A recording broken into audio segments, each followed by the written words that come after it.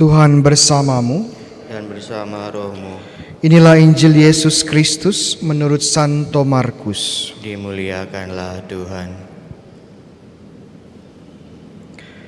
Pada suatu hari Yesus dalam pengajarannya berkata, "Waspadalah terhadap ahli-ahli Taurat.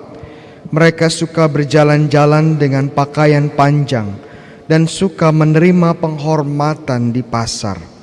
Mereka suka menduduki tempat-tempat terdepan dalam rumah ibadat dan tempat terhormat dalam perjamuan.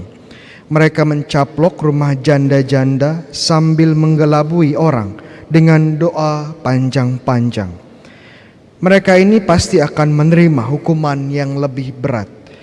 Pada kali lain sambil duduk berhadapan dengan peti persembahan, Yesus memperhatikan bagaimana orang banyak memasukkan uang ke dalam peti itu. Banyak orang kaya memberikan jumlah yang besar. Lalu datanglah seorang janda miskin. Ia memasukkan 2 peser, yaitu 1 duit. Maka Yesus memanggil muridnya dan berkata kepada mereka, "Aku berkata kepadamu, sesungguhnya janda miskin itu memberikan lebih banyak daripada semua orang yang memasukkan uang ke dalam peti persembahan. Sebab mereka semua memberi dari kelimpahannya, tetapi janda itu memberi dari kekurangannya. Semua yang ada padanya, yaitu seluruh nafkahnya." Demikianlah Injil Tuhan. Terpujilah Kristus. Saudara-saudara yang terkasih, izinkan saya untuk memberikan sedikit refleksi tentang bacaan pertama. Bacaan pertama diambil dari kitab Tobit ya, kitab Tobit, dan 1 minggu ini kita memang fokus dari kitab Tobit. Kitab Tobit ini salah satu dari 7 buku yang disebut sebagai Deuterokanonika ya, Deuterokanonika, second canon ya, kanon kedua. Ini 7 buku yang menjadi bagian dari kitab suci ya, gereja Katolik, gereja Ortodok, gereja Koptik, tetapi bukan gereja Protestan ya. Kenapa? Ya, silahkan dicek jawabannya di channel YouTube saya. 7 buku ini apa aja, ada yang tahu? Nanti saya kasih pisang kalau tahu. Suster tahu? Hafal ya, suster? Iya. Tobit, apa lagi? Ayo. Iya, ya, Makabe 1, 2, Tobit, Yudit, Kebijaksanaan, Putra Sirak, dan Baruk. Ya, 7.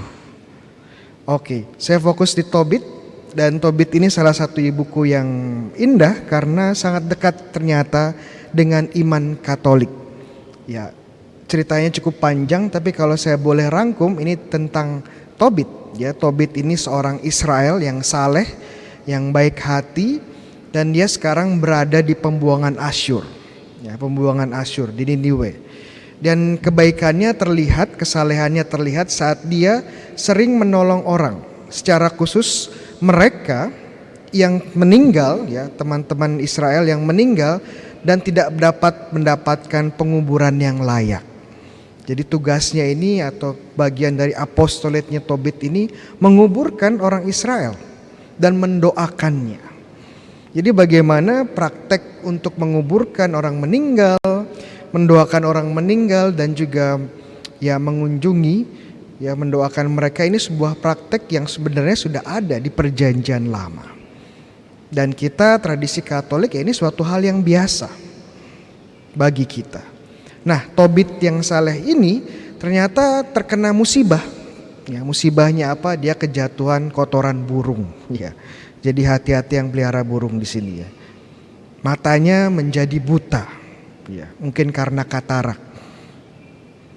Dan singkat cerita, datanglah malaikat Rafael. Ya, malaikat Rafael itu siapa? Rafael artinya ada yang tahu?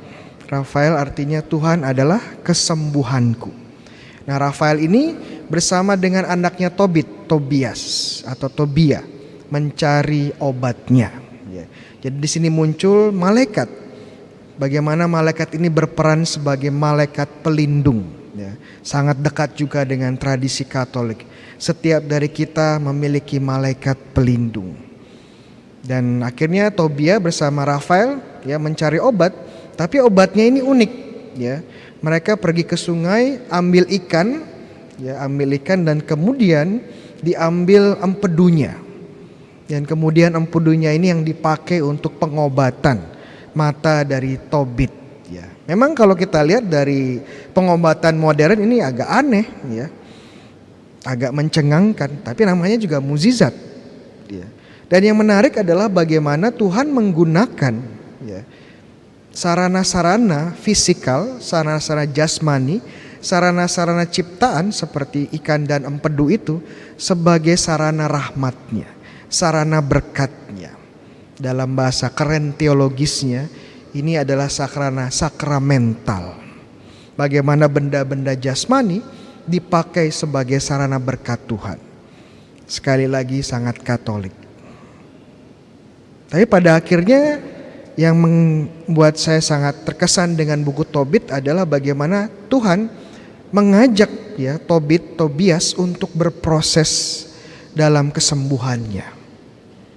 Ya, kesembuhan itu dari Tuhan, tidak akan terjadi kalau Tuhan tidak berkehendak, tapi Tuhan juga ingin manusia berperan dalam proses ini.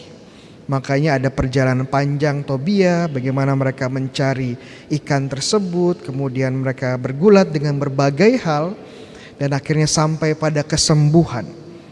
Ini menunjukkan Tuhan ingin kita juga berperan dalam proses kesembuhan, dalam proses rahmat ini. Jadi satu hal yang baik, ini suatu hal yang merupakan kabar gembira, karena kita ya, mempunyai peran, karena kita diangkat menjadi rekan kerja Tuhan. Kita tidak hanya instrumen pasif, tidak hanya benda mati yang seperti bidak dikontrol, tidak. Kita memiliki kebebasan untuk bekerja sama dengan Tuhan. Dan ini adalah keindahan iman kita. Kita tidak pasif, tapi seorang yang aktif dalam proses mengasihi, dalam proses rahmat.